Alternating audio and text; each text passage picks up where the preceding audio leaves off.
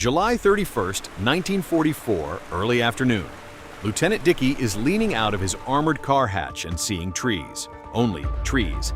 The Forêt de l'Évêque. No German infantry, no machine gun, just shadow and heat, and the engine noise of the two vehicles behind him. He is 8 kilometers behind the German front line. 5 men, 2 vehicles, reconnaissance orders, and then, at the end of a forest track, the glint of water. The Souleuvre, and over it, a bridge, intact, a single guard in front of it. Dickie stops. He looks at the bridge, then he looks at his men. This is no longer a reconnaissance objective. 5 days earlier, Operation Cobra shattered the German 7th Army. Avranches fell, Pontaubault fell. Patton's 3rd Army is rolling through a front that no longer exists. But breakthroughs have flanks. General Montgomery sees the problem. Between the British 2nd Army and the American 1st Army, a gap is opening. With every kilometer of the American advance south, that gap widens. At the same time, Field Marshal von Kluge has begun moving armored units westward from the Caen sector. The objective? A counterattack at Mortain that cuts off Patton's supply line. If that counterattack gets the mass it needs, everything Cobra achieved is at risk. The answer is Operation Bluecoat. Lieutenant General Miles Dempsey designs it in 48 hours. 2 Corps, 8th Corps, and 30th Corps are moved from a standing start to their jump-off positions. Units receive their operational orders while already on the march. Dempsey had planned August 2nd as the attack date. Cobra's tempo forces him to July 30th. The objectives are clear: the road junction at Vire and Mont Pinçon, 365 meters above the lowlands, the highest point in western Normandy. Whoever stands up there sees every road, every column, every withdrawal route of the German western flank. South of Caen, the terrain changes.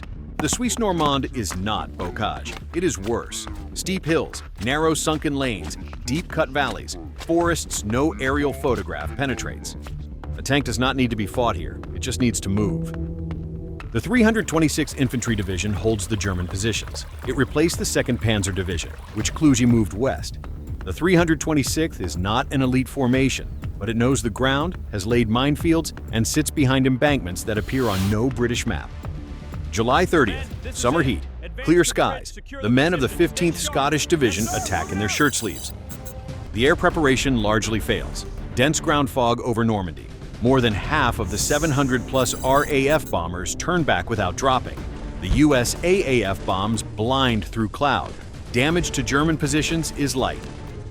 The infantry attacks anyway, because there is no other way. At 30th Corps, the 43rd Wessex Infantry Division moves south from Caen. The first minefield begins 300 meters behind the start line.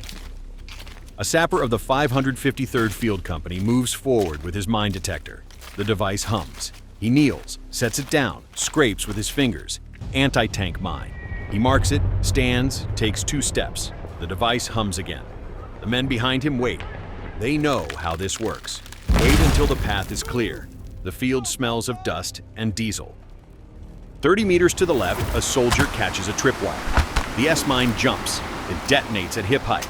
The men next to him hit the ground. The medic does not come immediately. He already has 3 men ahead of this one. The sappers clear as fast as they can. The ground takes anyway.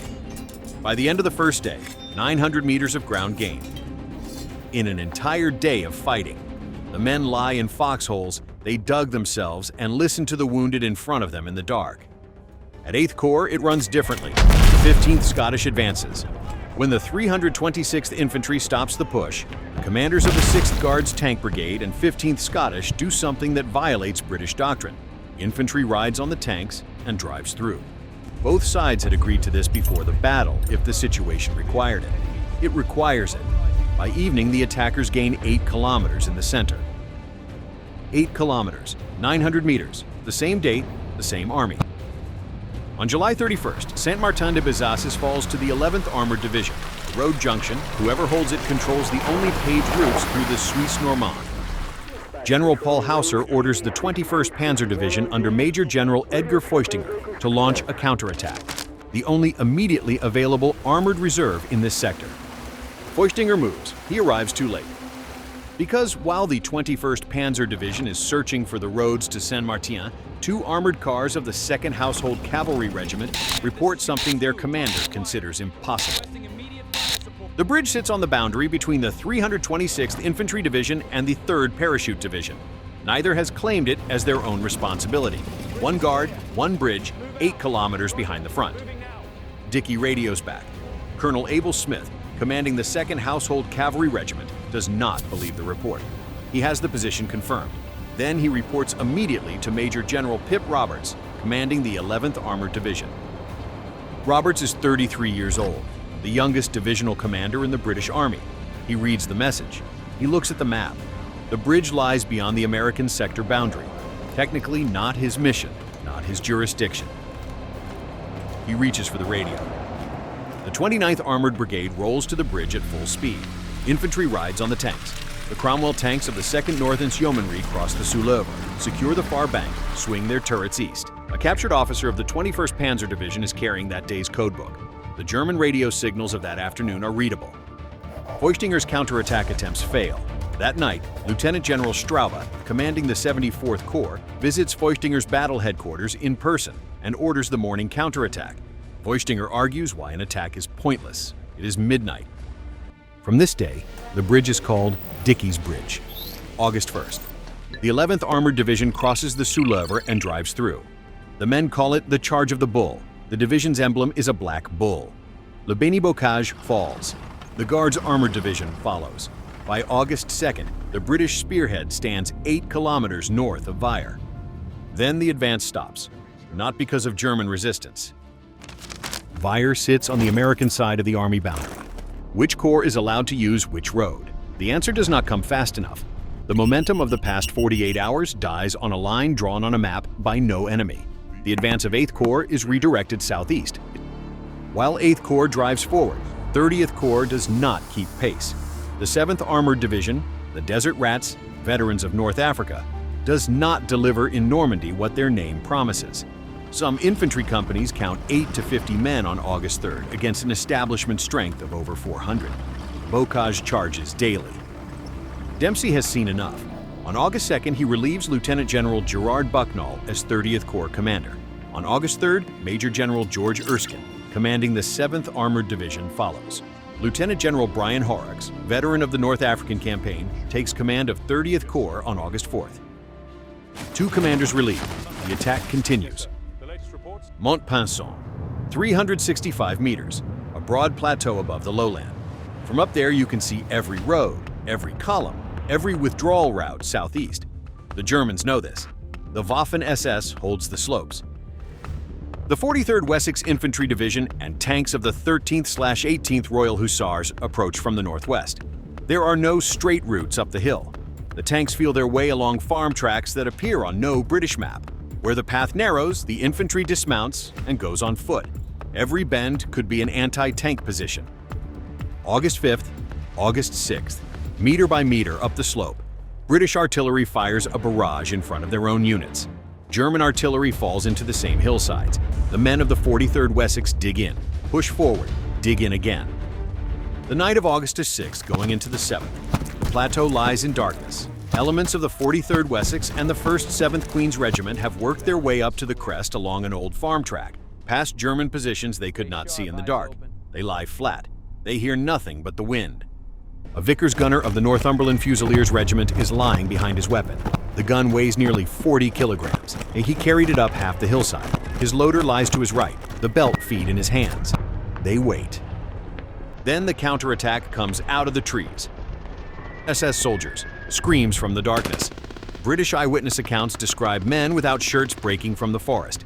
7 days of retreat, no sleep, the exhaustion that turns into noise. The gunner squeezes the trigger. Short bursts, 3 seconds each. The Vickers hammers, hot, and he varies the firing rhythm to keep the barrel from overheating. His loader feeds the next belt. From the trees, they come again and again. The counterattacks do not get through. August 7th, 1944, early morning. The plateau of Mont Pinçon is British. The men lying up there have been fighting for 7 days. Many no longer know the names of the dead beside them. The hill is theirs. That same night, Vire falls, not to British forces, The 116th Infantry Regiment of the American 29th Division takes the city in a night attack against the German 363rd Division. The British spearhead had stood 8 kilometers away and was not permitted to advance. That is Bluecoat, no triumph with a clear address, a mechanism. The losses are concrete. 8th Corps, over 5,100 killed, wounded, missing. 246 British tanks destroyed. The German side loses over 100 tanks. The 326th Infantry Division no longer exists as a fighting formation. On August 7th, Adolf Hitler orders the German 7th Army to counterattack at Mortain, Operation Lüttich. The plan: drive through the American lines, back to the coast, cut off Patton's supply access. It is the last operational thought of the German Western Campaign. 4 panzer divisions are to force the breakthrough. Klug counts his tanks. He does not have what he needs. The 9th SS Panzer Hohenstaufen, the 21st Panzer Division, elements of the 3rd Parachute Division. They are in the Suisse Normande, fixed, ground down, far from Mortain. Bluecoat held them there. Not with one decisive blow, but day by day, kilometer by kilometer, bridge by bridge.